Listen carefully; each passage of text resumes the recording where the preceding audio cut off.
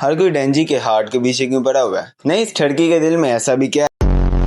तो डेंजी का दिल इन रियलिटी पोचीता है, और अगर डेंजी चेनसॉ मैन की फॉर्म के अंदर किसी डेविल को कंज्यूम करता है तो वो डेविल पूरे के पूरे एग्जिस्टेंस से इरेज हो जाएगा। और एग्जिस्टेंस से इरेज होने का मतलब ये नहीं है कि वो बस मर जाएगा, बल्कि वो कभी भी रिवाइव नहीं हो पाएगा, क्योंकि उस डेविल के साथ साथ वो चीज भी रेज हो जाएगी जिसके बेसिस पे वो डेविल फॉर्म हुआ होगा। यानी कि समझ लो कि चेनसॉ मैन अगर गन डेविल को खा जाता है तो पूरी की पूरी दुनिया से गन्स का कॉन्सेप्ट इरेज हो जाएगा, और ये चीज लोगों की मेमोरीज तक से इरेज हो जाएगी कि गन एग्जिस्ट भी करती थी, और वो डेविल कभी भी वापस से रीअपीयर नहीं हो पाएगा।